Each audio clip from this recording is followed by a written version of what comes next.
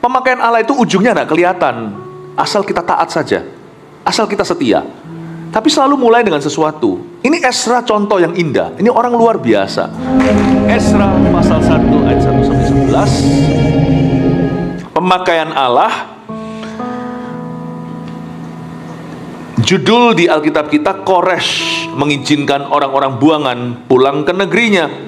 Ayat 1, pada tahun pertama zaman Koresh, raja negeri Persia, Tuhan menggerakkan hati Koresh, raja Persia itu, untuk menggenapkan firman yang diucapkan oleh Yeremia, sehingga disiarkan di seluruh kerajaan Koresh secara lisan dan tulisan pengumuman ini. Beginilah perintah Koresh, raja Persia: segala kerajaan di bumi telah dikaruniakan kepadaku oleh Tuhan Allah semesta langit. Ia menugaskan aku untuk mendirikan rumah baginya di Yerusalem yang terletak di Yehuda. Siapa di antara kamu termasuk umatnya, Allahnya menyertainya.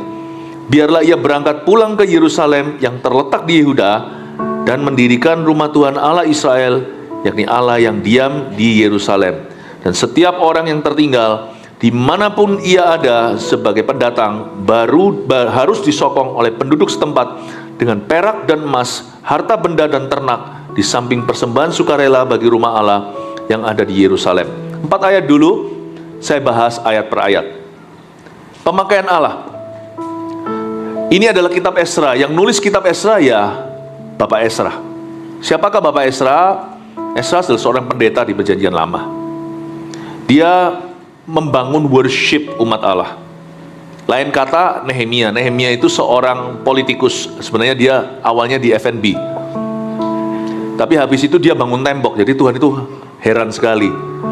Orang berkecimpung di food and beverage, soal makanan minuman, sekolahnya mungkin hospitality atau bahkan sekolah untuk jadi chef.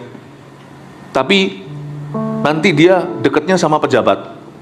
Lalu ujung-ujungnya jadi seorang kontraktor yang membangun tembok Yerusalem. Tuhan itu ya, jangan pernah kau kotak-kotakkan pemakaian Allah. Anak-anak muda, saya kasih bocoran. Tahun depan itu Year of Victory and International Blessing. Kalau yang mau kuliah pas sekarang lagi mau lulusan SMA, jangan main aman. Kecuali memang mau ngambil ekonomi, manajemen, memang itu bidangmu. Kalau enggak, jangan ikut-ikutan. Ambil sesuatu, persiapkan diri, karena Tuhan mau memakaimu secara luar biasa. Dan Indonesia nanti akan variatif pemakaian Allah. Jangan pernah kita itu merasa aku sekolah ini, lalu kita tertutup untuk itu. Kalau Allah memakai kita gimana? Saya sekolah teologi ya. Saya sekolah untuk jadi seorang pendeta. Tapi hari ini Tuhan kasih saya kemampuan dalam talenta-talenta lain, termasuk seni, termasuk literatur, menulis. Saya dulu bukan sekolah fakultas Inggris, tapi saya bisa tulis. Terbukalah untuk pemakaian Tuhan yang baru dalam kehidupanmu. Tapi juga jangan jadi orang yang bahasa Inggrisnya Jack of all trades but master of none. Bisa semua, tapi ecek-ecek kaki aja, nggak bisa sungguhan berenang. Setiap gaya tidak dia kuasai, cuman bisa-bisaan. Jangan gitu juga. Tekuni. Tekun tuh selalu mulai dengan 2 roti 5 ikan, betul? Bukan 5 roti 2 ikan. Selalu mulai dengan detil. Kita harus spesifikasi. Tapi nanti Tuhan bisa lebarkan kemampuan kita. Bermula dengan 1 kota, 1 talenta, 2, 5. Tuhan nanti kasih kita 10 kota. Pemakaian Allah itu ujungnya tidak kelihatan, asal kita taat saja, asal kita setia. Tapi selalu mulai dengan sesuatu. Ini Ezra contoh yang indah. Ini orang luar biasa.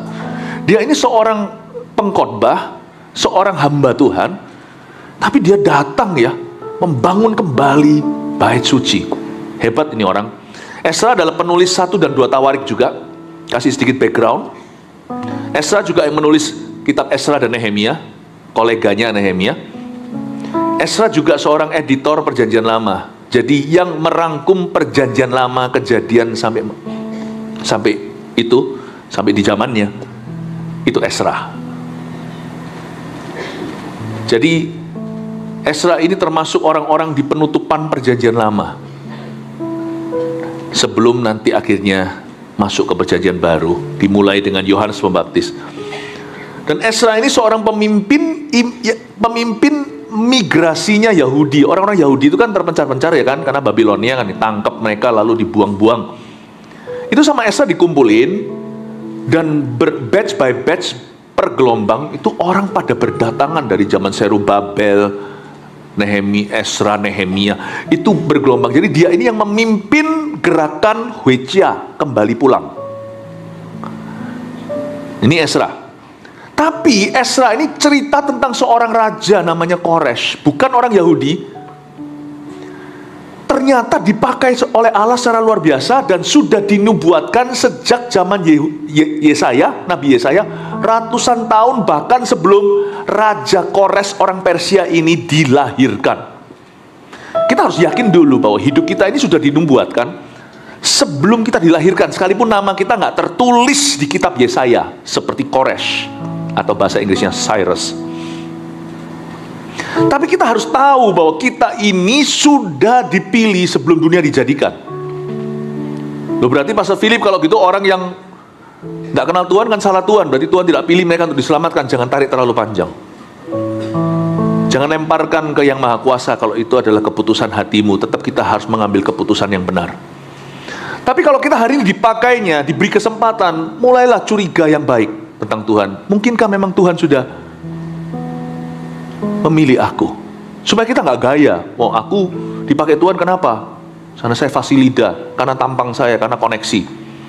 Bukan, karena Allah memilihmu. Amin Bapak Ibu? Allah sudah memilih Anda. Raja Kores ini orang Persia, bukan orang Yahudi, bukan orang Israel. Tapi dia ratusan tahun itu ada tuh di kitab Yesaya, kalau Anda buka itu Cyrus, Koresh. Ya, dia sudah dinubuatkan ratusan tahun sebelum dia dilahirkan.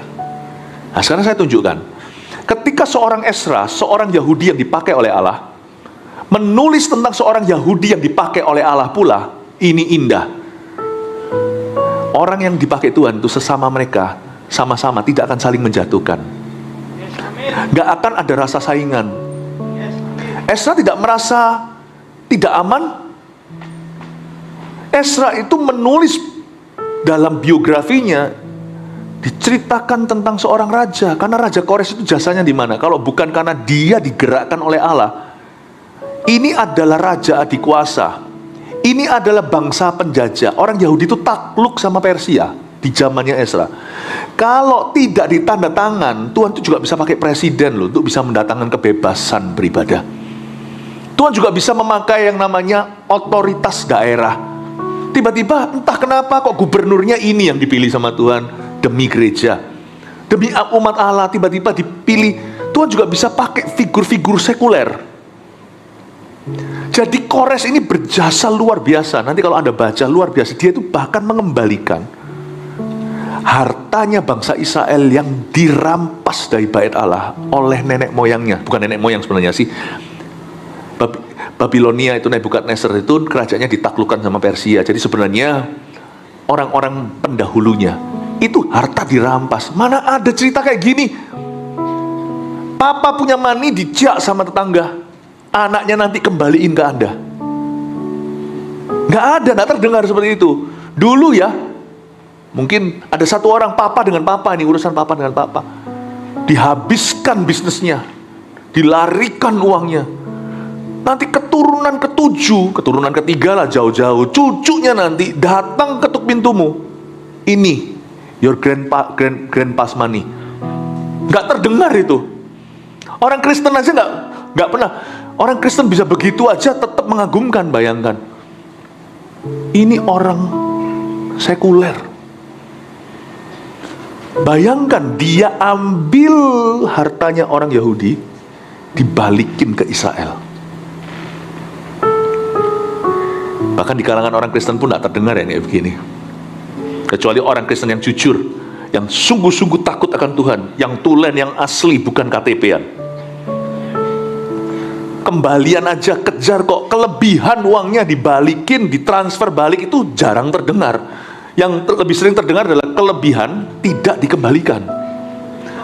Pura-pura nggak tahu. Tapi ini orang sekuler, makanya Raja Kores ini luar biasa. Makanya Ezra menulis cerita tentang Raja Kores. Orang dipakai Tuhan, tulis tentang orang yang dipakai oleh Tuhan. Senang sekali. Saya dorong Anda, kalau Anda merasa dipakai Tuhan, kalau memang sungguhan, Anda tidak akan iri terhadap orang lain yang dipakainya juga.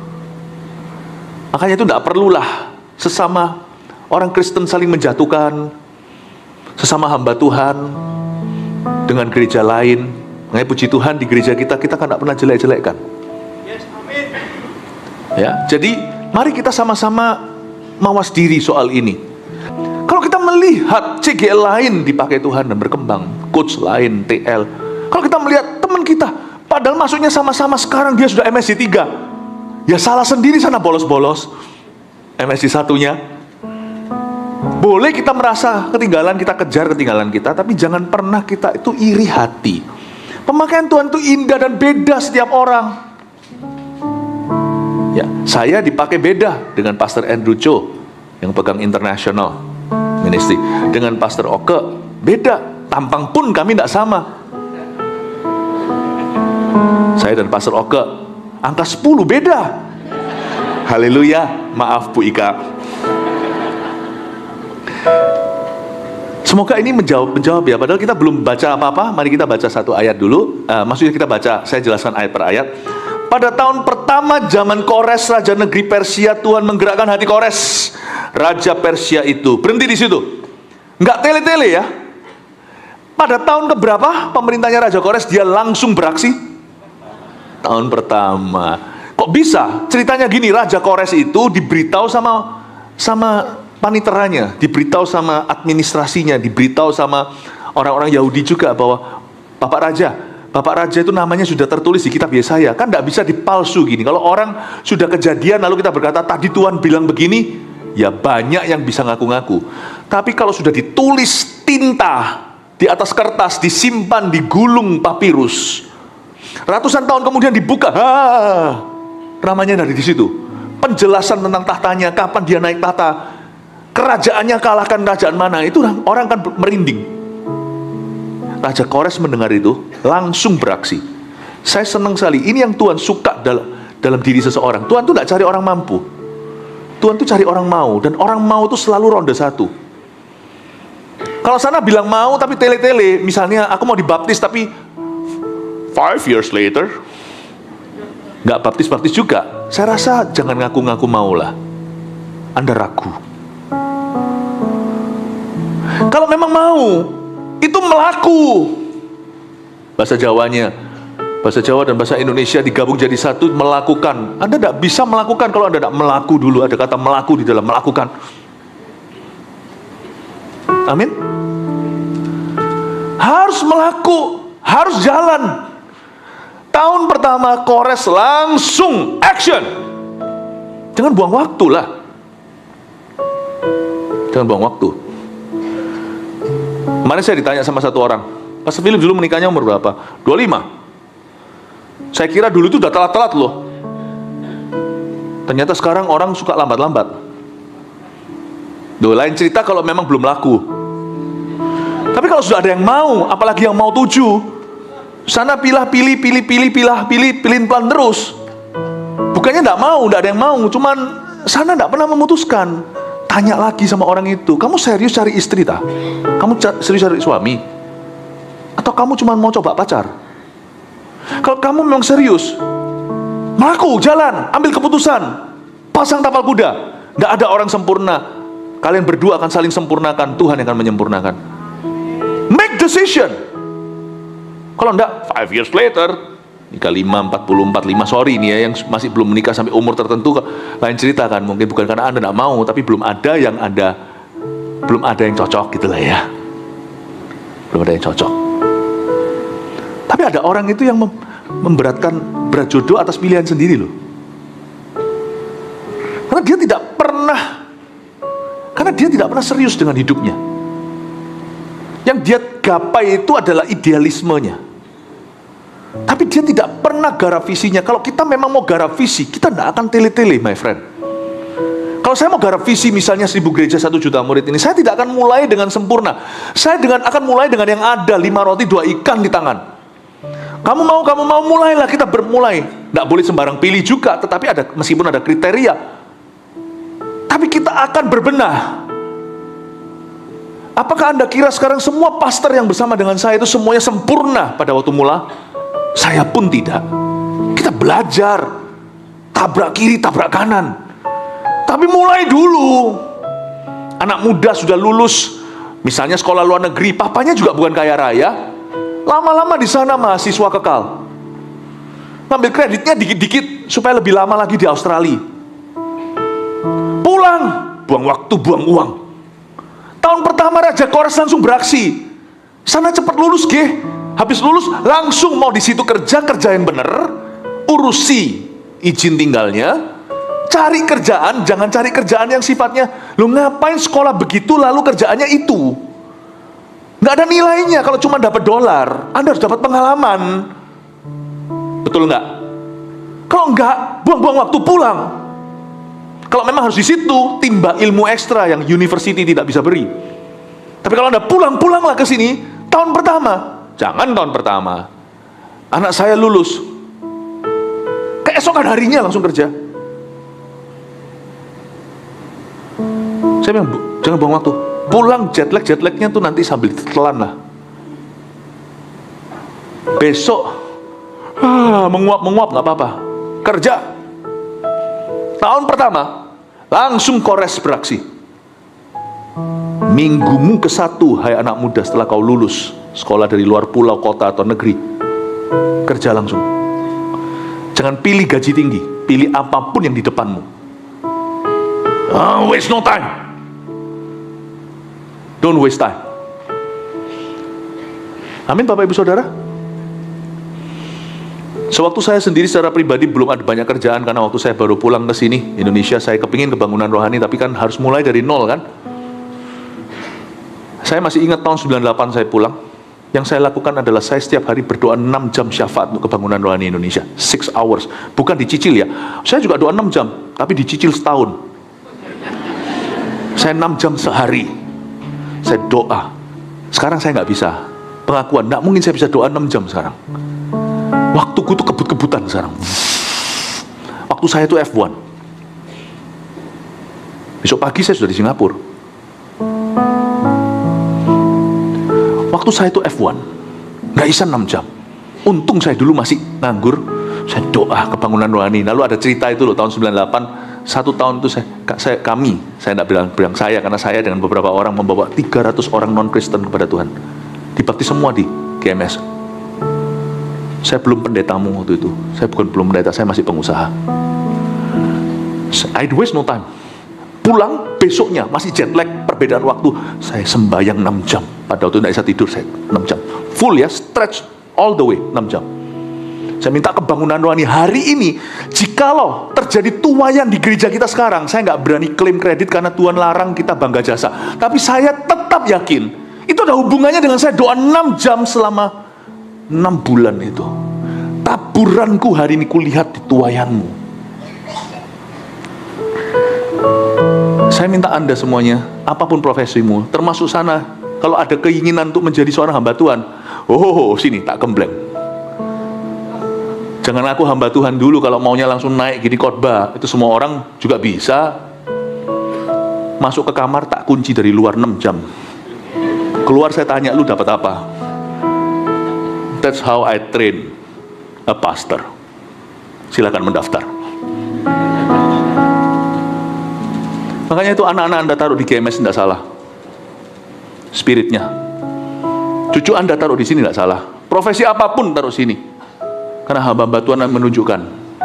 Hamba-hamba Tuhan yang menunjukkan dulu berkorban. Bapak Ibu Saudara, tahun pertama Kores langsung melaku. Orang dipakai Tuhan itu punya satu sifat. Catat, saya hari ini tidak memberikan 3 poin sederhana. Hari ini saya tidak mau beri itu. Saya nge-flow aja. Anda catat aja, kalau Anda tidak catat nanti akan beberapa. Itu catat baik untuk jadi referensi suatu hari, jadi ingat semua yang saya katakan. Sifat orang yang dipakai Tuhan atau yang ingin dipakai Tuhan, you mau tahu apa? Tidak bertele-tele dengan waktu. dan tidak akan menyia-nyiakan kesempatan. Itu sifat orang dipakai Tuhan. Tuhan tidak cari orang yang mampu, yang sempurna. Tuhan cari orang yang punya sifat ini aja. Ini sifat adalah sifat pemakaian Allah sebesar biji sesawinya. Harus punya niat hati, tidak sia-siakan kesempatan, buang-buang waktu, jangan bertele-tele jadi orang. Amin Bapak Ibu Saudara. Saya dorong Anda belajar seperti Ezra, belajar seperti Koresh. Orang yang ketika mendengar namanya disebut, langsung berkata, ini aku, utuslah aku. Dan langsung melakukannya. Tahun ke-1, langsung Tuhan menggerakkan hatinya. Ulang lagi ayat pertama. Pada tahun pertama zaman Koresh, Raja negeri Persia, Tuhan menggerakkan hati Koresh, Raja Persia itu untuk mengenapkan firman yang diucapkan oleh Yeremia. Sehingga disiarkan di seluruh kerajaan Koresh secara lisan dan tulisan pengumuman ini. Raja Koresh waktu mendengarkan firman yang, Yesaya, saya salah ngomong tadi. Saya ralat. Yeremia. Yesaya. Tadi saya bilang Yesaya ya. Iya, sound systemnya mungkin yang bermasalah. Mengenapkan firman yang diucapkan oleh Yeremia, sehingga disiarkan di seluruh kerajaan Koresh secara lisan dan tulisan pengumuman ini. Beginilah perintah Koresh, Raja Persia, segala kerajaan di bumi telah dikaruniakan kepadaku oleh Tuhan semesta langit. Ia menugaskan aku untuk mendirikan rumah baginya di Yerusalem yang terletak di Yehuda. Stop di sana ayat 2. Ia menugaskan aku. Ini perspektif yang betul tentang hidup. Kalau kita mau dipakai oleh Tuhan, kita tidak boleh bermegah. Kalau kita dipakai oleh Tuhan, kita harus bisa bilang begini setelah nanti kita dipakainya. Aku hanyalah hamba yang tidak berguna, yang melakukan tugas yang diembankan Tuannya. Ini pengajaran di Perjanjian Baru. Yesus berkata, hendaknya seorang hamba selalu ngomong begitu at the end setiap kali kalau dia dipakai oleh Tuhan, oleh Tuannya. Perspektif yang betul tentang pemakaian Allah adalah apapun talenta di tanganmu, kelebihanmu, kekuatanmu, apapun juga resources, sumber daya yang Allah percayakan, itu semuanya harus dipandang dari kacamata penugasan. Hidup kita itu tidak pernah punya SHM, surat hak milik, tidak pernah. Hidup kita itu hanya HGB, hak guna bangunan. Kita itu dikasih Tuhan suatu kepercayaan berjangka panjang dengan isi semua satu paket talenta, kemampuan, kelebihan. Dan kita harus melihatnya, tempat ini harus kukelola. Tempat ini tiada lain bukanlah sebuah properti. Properti itu ialah hidupmu. Kita harus mengelolanya. Jikalau Anda hari ini seorang CEO, waktumu terhitung sejak HGB di tangan. Berapa tahun nanti harus Anda perbaharui lagi sama pemerintah? 30 tahun. Masalahnya kita tidak tahu waktu kita kapan, kalau Tuhan percayakan. Kalau Anda seorang pendeta atau Anda seorang coach, maka maka hal itu adalah penugasan dengan tiktok waktu yang terbatas. Akan ada countdown-nya. Kalau Anda parenting sebagai papa dan mama, ayah dan ibu, itu ada countdown-nya. Sekalipun serasa anakmu milikmu selama-lamanya, kita tidak menyadari itu titipan. Saya buktikan. Nanti waktu anak di umur sekian sampai umur 5, lengketnya, nanti anak waktu mulai menginjak remaja, Anda mulai merasakan kalau Anda tidak bangun jalan tolnya, susah waktu itu komunikasinya. Setelah anak di usia tertentu, rasanya itu forever in your home, tiba-tiba menikah, situasi itu berubah. Lihat ya, fase anak itu cepat sekali bergulir dan berubah.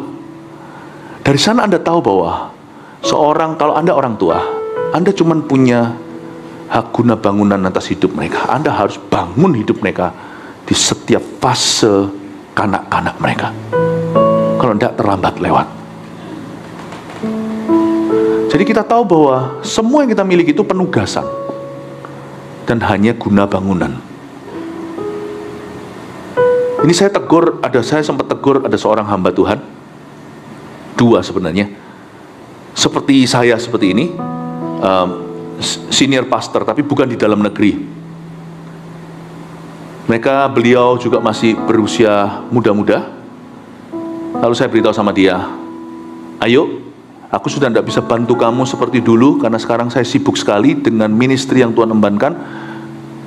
GMS membutuhkan saya tidak bisa fokus keluar luar negeri untuk urusan-urusan kalian lagi. Cukup yang sudah saya ajari zaman-zaman dulu itu.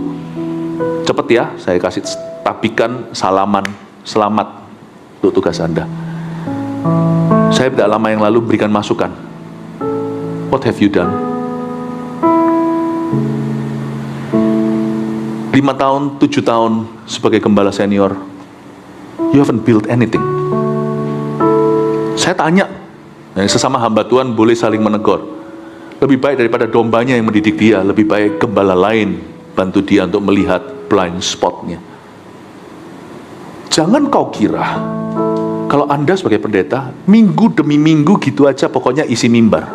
Ini pun harus dipertanggungjawabkan. Sedangkan seorang PT aja, personal trainer di gym aja, harus tahu kapan bangun upper body-nya, kapan bangun kakinya, kapan bangun ini, lalu kembali lagi bangun ke situ, tapi diselang-seling supaya nanti ototnya tidak jenuh. Betul ya? Anda itu mau program membesarkan, atau mau yang pecah-pecah, atau cuman sekedar supaya kenceng aja dan supaya langsing. Kalau mau yang langsing, jangan nambah beratnya, nanti tambah besar. Tapi kalau mau yang langsing tapi seret, katanya gini ya, ini saya dengar-dengar, saya bukan PT, saya nggak ngerti. Itu repetisinya banyak, tapi enteng. Oh gitu ya, gitu ya. Iya, itu harus tahu dulu. Ini apa, itu apa. Engkoh itu satu, itu masalah lututnya. Jadi harus dikencengin otot paha. Yang sebelah sana itu taci, itu mau langsing. Jangan kau jadikan Arnold suasana seger. Yang sana situ, bapak situ, oh dia itu mau gede-gedean, mau segede-gede mungkin, mau gagah besar gitu. Beda. Tapi prinsipnya sama, fondasinya atas bawah dibangun. Tapi gimana? Lalu nanti diselang-seling supaya jangan jenuh, supaya nanti itu ototnya itu berkembang. Tahukah Anda, ini aja dipertanggungjawabkan. Kita tidak main gereja-gerejaan. Tahukah Anda bahwa setiap bulan itu ada temanya di dalam tema tahunan kita, seperti tahun pergeseran hebat, besar, dan mujizat. Itu setiap tahun, tahu minggu ini sekarang kita bicara tentang keluarga. Rooftop juga bicara tentang itu, tapi sekarang saya bicara yang lain karena ini penutupan. Diseling-seling seperti itu supaya Anda jadi MSC 1, MSC 2, CGT-nya, CG trainingnya, ada latihannya, ada begininya, terus ada booster-boosternya, ada CT-nya. Nggak main-main. Saya tanya sama hamba Tuhan tersebut, kamu ngisinya berdasar apa? Dan kamu serahkan semua cuma pembicara-pembicara luar gitu aja. Anakmu nanti bingung, sakit mah. Itu tambah, nilai tambah. Ya. 4 sehatnya itu dipegang gembala, 5 sempurna silakan tambah. Terus saya tanya, pelayananmu, gerejamu sekarang itu berkembangnya seperti apa? Kita nggak bisa cuma minggu per minggu seperti roda berputar begitu. Rodanya berputar, tapi berputar dengan jelas, bahkan keuangan juga kan. Anda tahu sekarang apa yang Anda tabur sekarang itu jadi yang PCM 3 nanti. Jadi tempat di mana bukan cuma sekedar gagah-gagahan, tempat itu fungsional, dibangun sama anak-anak visi semua itu gereja kita. Ini kayak nanti adiknya rooftop. Nanti kalau Anda belum ke situ ya, nanti malam saya udah siap-siap, saya udah latihan semingguan itu angkat-angkat kursi. Jangan kau jamah kursi yang harus kuangkat. Jangan kau apa-apakan kursiku ya, itu bagianku. Pikul salib sendiri-sendiri. Sadarkah Anda, tempat itu nanti menjadi tempat pelatihan? Tempat di Surabaya, wilayah Surabaya Timur ini terjadi yang namanya pemuritan, kegerakan anak-anak muda yang akan dipul di sana. Saya tantang Pastor Andrew supaya nanti kalau sudah sekian CG-nya segalanya, nanti internasional juga ada di sini, ekspatriatnya. Lalu seniornya kembangkan di situ, dilatih, ibadahnya dibikin 5 kali, dipenuhkan supaya dari sini nanti memancar sampai ke bangsa-bangsa. Saya tanya sama dia, kamu udah berapa tahun? Jangan gitu ya kalau sama pendeta. Biar pendeta yang gitu sama pendeta nggak apa-apa. Biar saya jadi provosnya sekali-kali. Pendeta-pendeta tersebut, teman-teman saya sih ini nggak apa-apa, jadi nggak apa-apa. Saya cubit mereka nggak marah. Kamu ngapain aja? Jadi pendeta sekian tahun nggak berbuat apa-apa, cuman maintenance.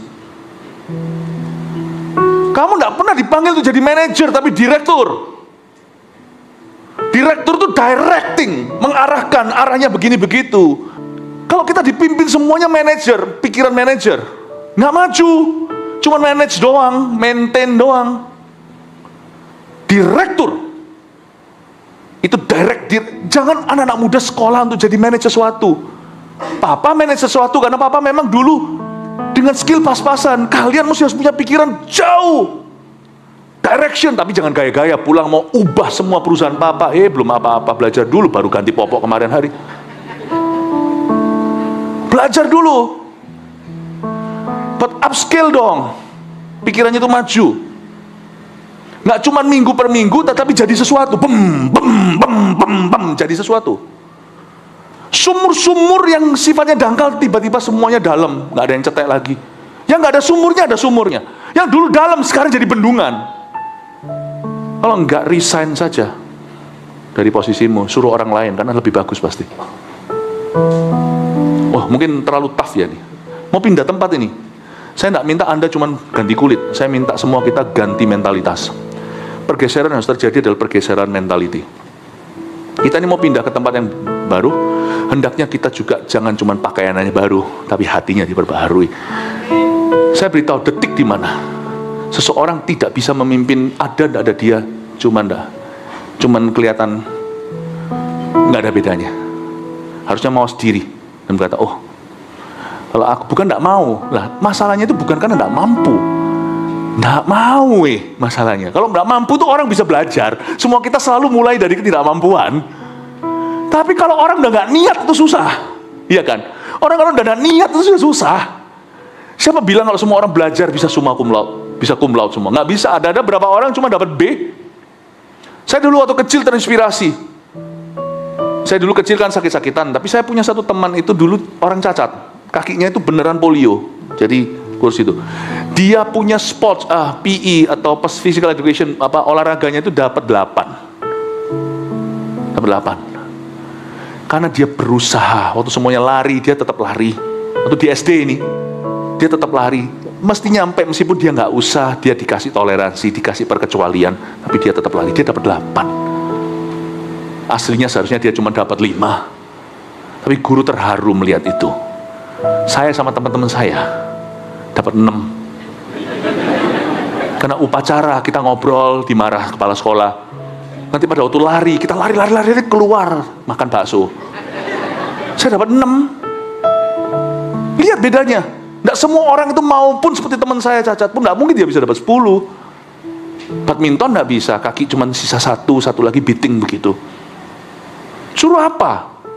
Tapi kalau orang berusaha itu akan ada nilai dari Tuhan. Pemakaian Allah itu berasal dari orang yang niat.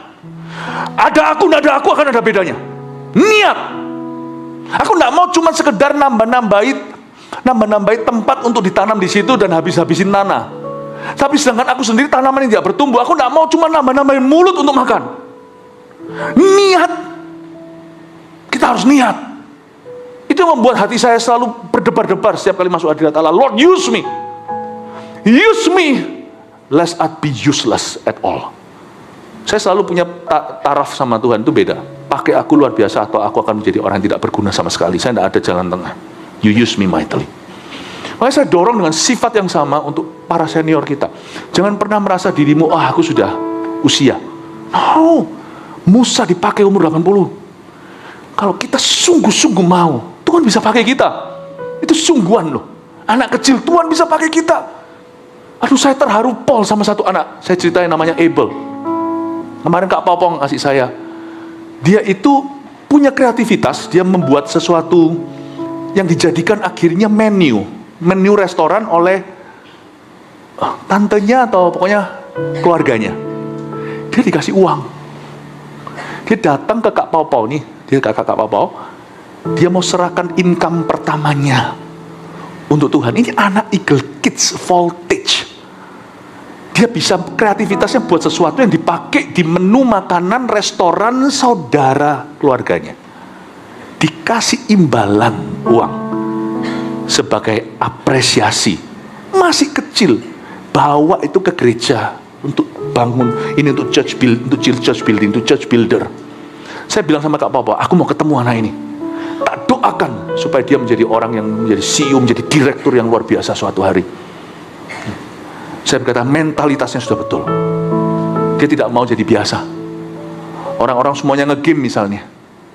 Dia mau ciptakan sesuatu, dan setelah itu dia kasih kemuliaan untuk Tuhan. I love this spirit. Saya harap nanti anak-anak kita di GMS Surabaya Timur tempat baru ini semuanya seperti Abel, orang-orang yang beda. Haleluya. Saya ini hari ini tuh ngomong tentang pemakaian Allah itu, saya sudah takut-takut loh. Saya takut-takut nanti tangganya ketinggian. Ini kayak seorang penyanyi tiba-tiba sudah ahli seperti Andrea Bocelli, Bocel apa itu namanya? Lagunya langsung, wah, langsung tinggi.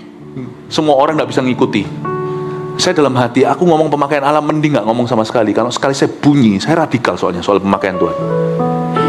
Ini mungkin beberapa jemaat mungkin merasa, aduh terlalu sulit untuk mengikuti itu. Aduh, iya ndak, Roh Kudus berkata, khotbahkan. Supaya mereka tidak melihat ke bumi terus. Oke. Loh, mendunia, membumi itu perlu. Tapi kalau lihat ke bumi, Anda tidak kemana-mana. Jangan targetkan bulan, nanti cuma makan terang bulan. Targetkan itu selalu matahari. Paling kita nggak nyampe ke situ, berhentinya di bulan doang. Neil Armstrong. Beritahu mereka, arahkan matamu, kata Kolose, kepada Tuhan di tempat maha tinggi. Dia yang bertata di samping Allah Bapa. Mungkin hidupmu akan terangkat dari situ. Hidupmu juga akan terupgrade di dalam visimu. Baik Tuhan. Semoga ini tidak shock buat Anda ya. Kok standarnya tinggi banget? Kok standarnya seperti itu? Kok pemakaian Tuhan tidak bertele-tele gini gitu? Aduh. Ada juga beberapa di antara Anda, saya ini kira-kira bisa dengar nih suara hatimu. Ada juga berkata, aduh tahu gini mestinya anakku denger ini ya. Dia males-malesan nih. Ada beberapa yang ingat orang lain yang harusnya dengar. Ada beberapa orang yang tersinggung dan berkata, aduh, aku ini cuma mau datang, awalnya datang bergabung di GMS ini kan cuma sekedar mau ibadah. Kok ditantang-tantang segala? Disuruh maju, disuruh berbuah, suruh CG, suruh MSC, suruh memberitakan Injil, menangkan jiwa, suruh sungguh-sungguh dalam kerja. Aku datang kan cuma mau ibadah. Setiap orang itu kan datang ke gereja beda-beda maksud hatinya. Kalau mengikuti maksud hati semua orang, gereja kita kan jadi gaduh-gaduh. This church exists for God's glory in your life. Gereja ini berdiri untuk kemuliaan Allah di dalam kehidupanmu. Kalau Anda selaras dengan saya, sepakat dengan saya, kasih tepuk tangan untuk Tuhan. Amin. Puji Tuhan ya. Haleluya. Sampai mana? Nyampaikan firman juga sama. Kalau kita mau nyampaikan firman di dalam CG, siapa di sini CGL? Angkat tangan. CGL? Bukan di dalam fasilitanya Pak. Latihan-latihan nggak apa-apa. Ya. Nyampaikan firman itu kita harus persiapan yang baik karena kita memberi makan umat Tuhan. Awal-awal saya waktu memberitakan firman, latihan-latihan di depan kaca sampai saya muak sama wajah saya sendiri. Dulu waktu saya awal-awal 30 tahun yang lalu. Belajar. Tidak berputar-putar. Siapkan dengan baik materimu. Supaya gampang dicerna. Supaya protein semua. Tidak Tidak juga isi dengan hal-hal yang kayaknya. Saya belajar untuk punya standar yang tinggi atas hidup saya. Tapi saya belajar untuk bermurah hati. Bahkan bermurah hati kepada orang lain. Terapkan itu. Supaya waktu kita menyampaikan, kalau kita pelayanan, kita memberikan yang excellent, nothing less, tidak yang berkurang dari itu. Saya kalau dalam hal memberitakan firman ya, pelayanan ya, Anda tanya istri saya paling tahu. 10 kali saya memberitakan firman, khotbah, 9 kali saya merasa khotbah saya gagal. Hah? Masa Pak Sabri? Yes. Standarku terlalu tinggi terhadap diriku sendiri. Jadi kalau saya sampai mengulang kata, itu saja sudah saya anggap sebagai suatu kegagalan. Otak saya harus berputar fresh setiap ibadah. Itu sulit sekali. Tapi untungnya pikiran saya bukanlah kebenaran. Orang-orang tetap diberkati sekalipun saya merasa tidak bagus berkhotbah. Orang tetap dapat berkatnya. Tapi lebih baik daripada orang yang baru berkhotbah dan merasa khotbahnya bagus gitu. Nggak akan belajar apa-apa. Mari kita belajar di tahun-tahun yang akan datang. Kita berpicu dengan diri sendiri. Bahwa kita harus punya standar yang tinggi tapi bermurah hati terhadap sesama kita. Mari kita membuat suatu takaran. Takaran yang kau pasang pada orang lain akan ditakarkan kepadamu. Lebih baik dibalik aja, takarkan padamu dulu, supaya Anda bisa bermurah hati dengan orang lain dan belajar dari kesalahanmu. Beritahu pada orang lain gimana mereka bisa jadi lebih baik dari dirimu. Mari kita sama-sama memicu demikian rupa untuk maju di dalam iman. Dan saya belajar untuk punya standar yang berbeda, tidak mudah puas dengan diri sendiri. Orang-orang dipakai Tuhan satu tadi yang saya beritahukan, orangnya tidak bertele-tele. Selain itu apalagi sifat orang yang mau dipakai Tuhan atau yang dipakai Tuhan sungguhan? Tidak gampang puas diri. Tidak bertele-tele itu satu, tidak gampang puas itu dua. Saya dorong Anda untuk jangan merasa, ya sudah, aku mau Kristen cuma begini-begini. No, we must do something. Kita harus melakukan sesuatu. Kita tidak boleh pulang ke sorga dengan tangan hampa. Amin, Bapak Ibu Saudara. Lihat ayat 3. Siapa di antara kamu termasuk umatnya, Allahnya menyertainya, biarlah ia berangkat pulang ke Yerusalem yang terletak di Yehuda dan mendirikan rumah Tuhan Allah Israel, yakni Allah yang diam di Yerusalem. Ini yang saya maksudkan ayat 3. Di sana sudah dibuka cek kosong oleh Koresh. Dia berkata, siapa di antara kamu yang termasuk orang Israel, maksudnya umatnya di sini, umat pilihan, Allah akan menyertai dia. Nanti ada dua tipe orang kalau kita baca di Esra Nehemia. Ada orang yang pergi nurut sama Koresh dan catch the momentum, tidak sia-siakan kesempatan. Ini kesempatan kita pulang. By the way, mereka sudah 70 tahun di Babilonia. Boleh kata mereka sudah lupa tanah kelahirannya. Beberapa sudah generasi kesekian. Tapi mereka masih ada rootnya, masih ada akar. Orang Yahudi itu sangat kental tradisi. Jadi sampai sekarang turun-temurun pun mereka itu masih tetap memelihara kebudayaannya.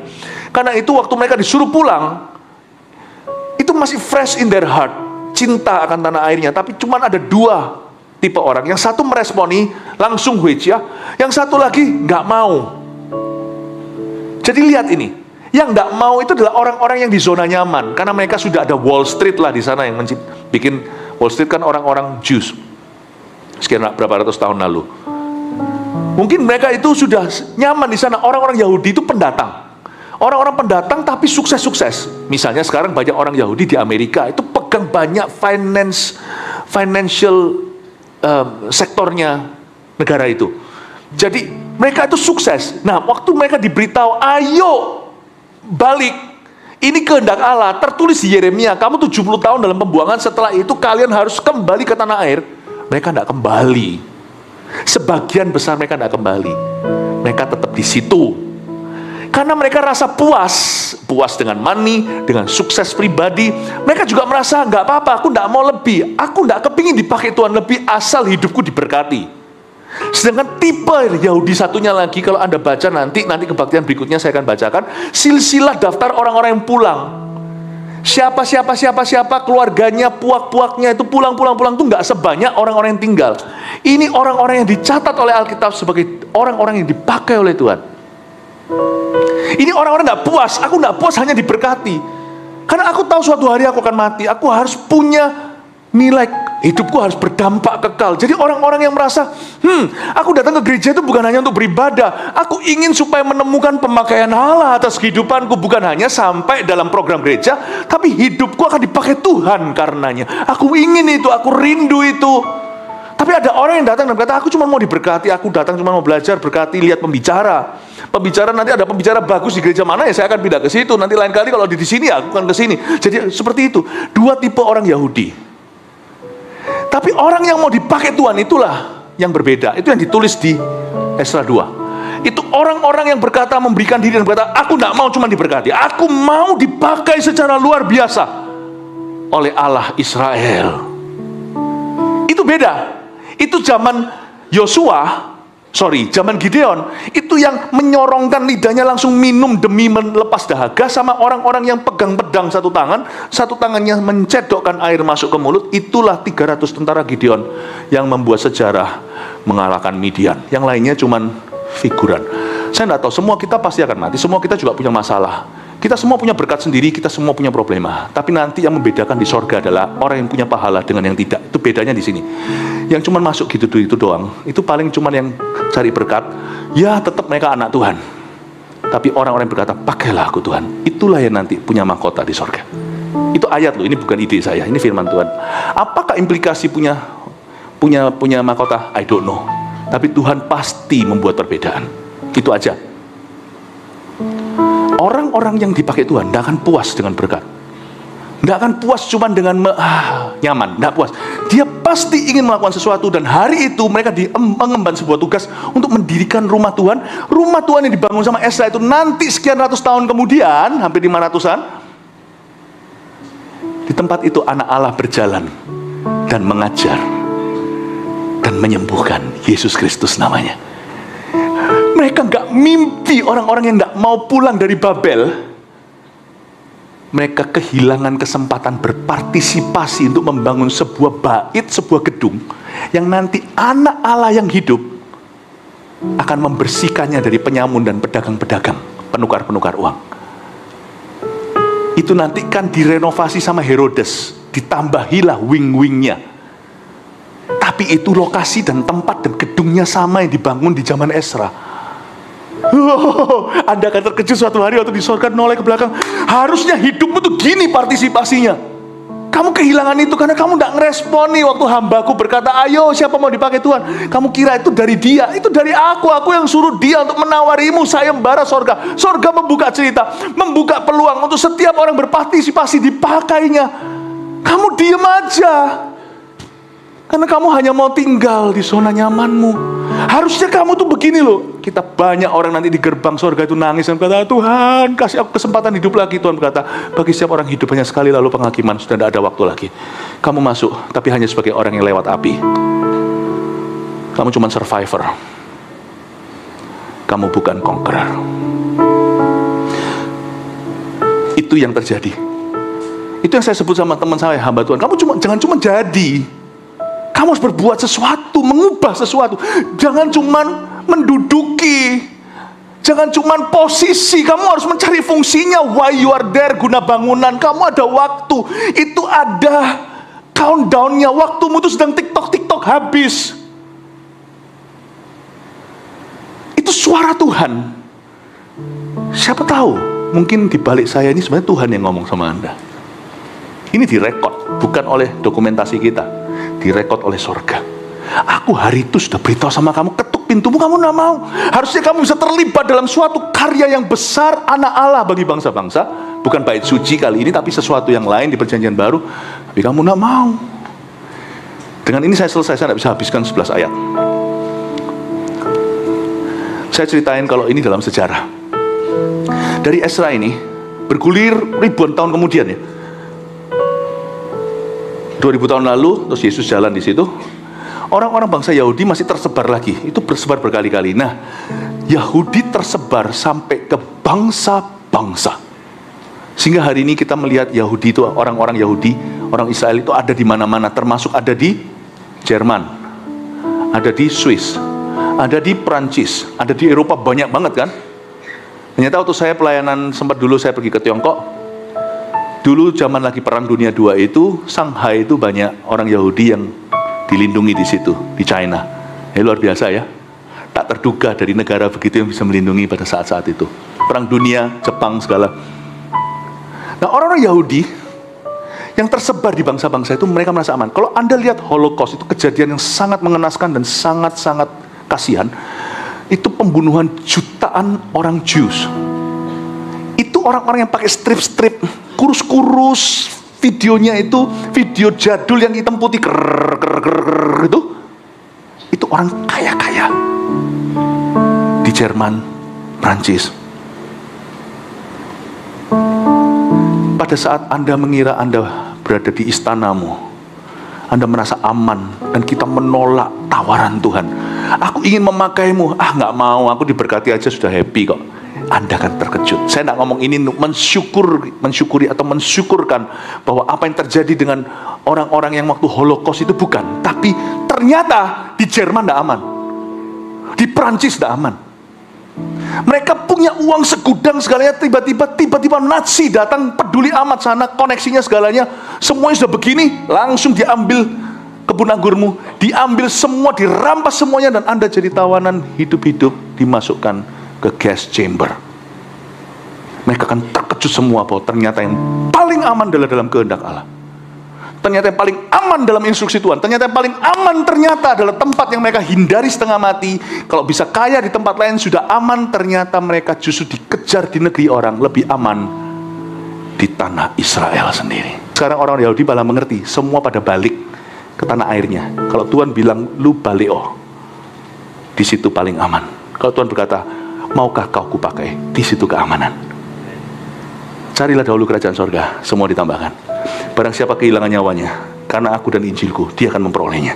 Barang siapa mempertahankannya, dia justru akan kehilangannya. Dan bangsa Yahudi belajar dari sejarah yang sangat pahit. Mereka di Perancis merasa sudah untouchable karena mereka kaya raya, sukses, kenal pejabat. Perang datang, Nazi masuk, mereka tidak aman. Tak ada satu pun akan membela mereka seluruh internasional. Tapi waktu mereka diberitahu kembalilah, ribuan tahun lalu kemudian, mereka tetap tidak balik-balik ke tanah Israel. Mereka tidak kembali. Masih ada yang lama membangkang, turun-temurun sampai Nazi tahun 1945. Dan hari ini mereka mengerti bahwa being in Israel is a safer. Saya waktu pergi ke Israel beberapa waktu yang lalu, waktu bersama dengan jemaat, saya ketemu dengan beberapa orang Israel yang pulang.